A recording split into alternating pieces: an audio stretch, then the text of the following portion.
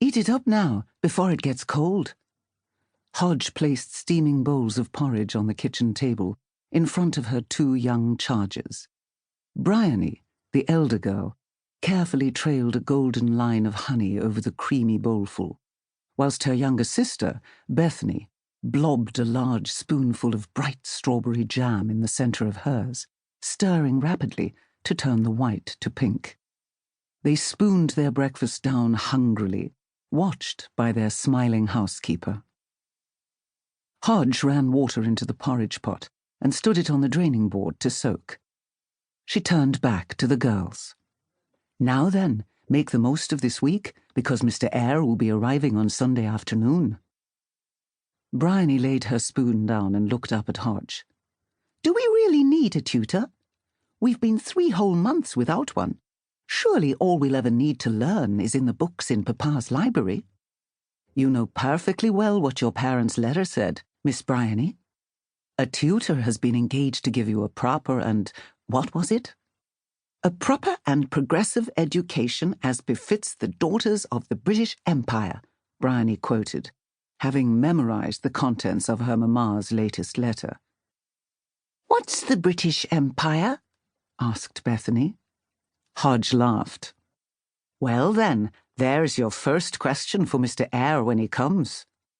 She turned back to the sink, smiling to herself, and set to work on the stubborn cooking pot. Porridge eaten, Bryony took their bowls over to the sink.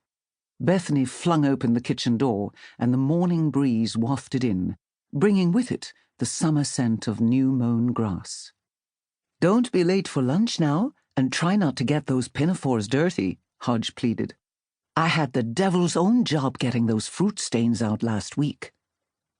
The girls looked at each other, then turned to Hodge, smiling sweetly. Yes, Hodge, they said in unison. All right, off you go now. As the 2 girls ran off up the garden, Hodge sighed.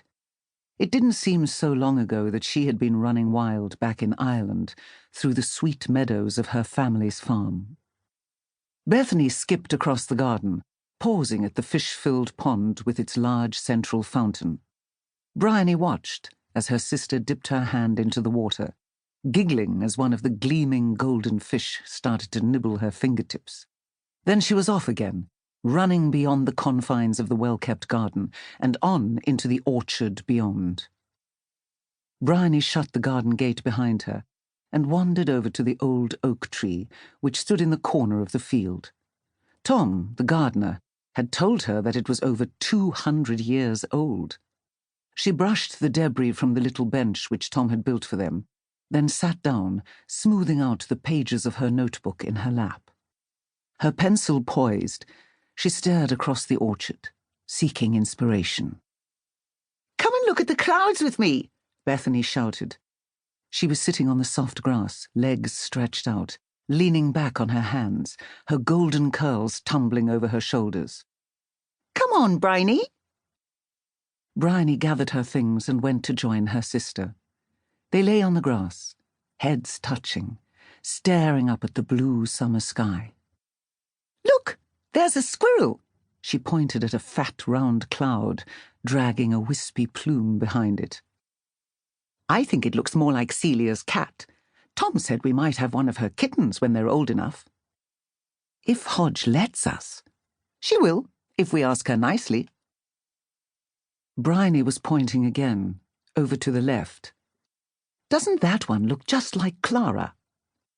Clara was Bryony's favourite hen, a little round bantam with snowy white feathers and frills on her feet.